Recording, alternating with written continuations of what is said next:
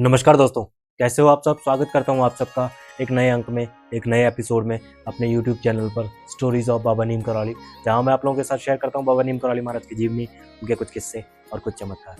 दोस्तों, कहते हैं कि बाबा नीम करौली महाराज ने अपनी जीवनी के अंदर कई सारे छोटे बड़े चमत्कार किए और कई किस्से दिए, कई लीलाएं की, लेकिन उनके देवलोक गमन के बाद में भी कई सारे किस्से, कई सारे चमत्कार जो है सामने आते रहे, जिसमें देखा गया कि बाबा नीम करौली महाराज ने प्रत्यक्ष कई लोगों को दर्शन दिए। और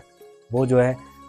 उन किस्सों की बात करते हैं, उन जगहों की बात करते हैं, उस समय की बात करते हैं जब बाबा नीम करौली महाराज ने अपनी देह का त्याग कर दिया था और वो देवलोक में गमन कर चुके थे। और आज का किस्सा जुड़ा हुआ है दोस्तों कुछ ऐसे इंसिडेंट के साथ में। एक बार की बात है दोस्तों, राजस्थान के नसीराबाद में बाबा जी के एक बड़े प्रिय भक्त रहा करते थे और उन्हें ज्ञान नहीं था कि बाबा जी जो है देवलोक गमन कर चुके हैं और उनका देहावसान हो चुका है। लगभग 2 साल के बाद में जो है बाबा जी के कैची धाम आश्रम में एक दिन पहुँचे और रोते रोते जो है कैची धाम आश्रम में गए, श्री माँ से जाके मिले। श्री माँ के पास में जाकर जो है ज़ोर ज़ोर से रोने लगे और उनसे कहा कि मुझे ज्ञात नहीं था कि बाबा जी जो है अपना देह त्याग कर चुके हैं और मुझे तो अब पता चला है कि बाबा जी जो है इस लोक में नहीं रहे और अपने देह का त्याग कर चुके हैं। बाकी ऐसा कैसे हो सकता है, क्योंकि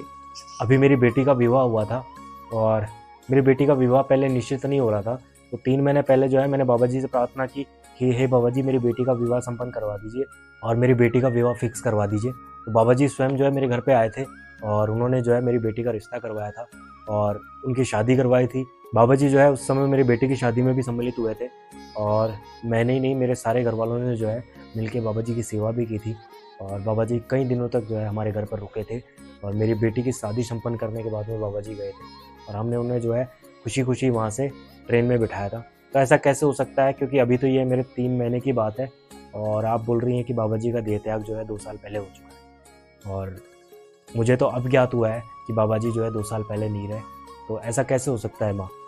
तो श्री माँ जो है थोड़ी सी अचंभित भी थी, लेकिन उन्हें ज्ञात था कि इस तरीके के चमत्कार बाबा ने कई जगह किए हैं और कई सारे भक्तों ने ये कहा है कि बाबा के देह त्याग के बाद में भी उन्होंने साक्षात बाबा जी के दर्शन किए हैं और इसीलिए जो है उसने उस भक्त से कहा कि ये सब बाबा जी की लीला है और बाबा जी की कृपा है कि वो जो है देह त्याग के बाद में भी जो है साक्षात रूप में उनके घर पे आए थे और उनकी बेटी की शादी में सम्मिलित हुए, उनकी शादी संपन्न करवाई और वहाँ से फिर रवाना हुए, जबकि बाबा जी ने देह त्याग जो है 1973 में ही कर दी।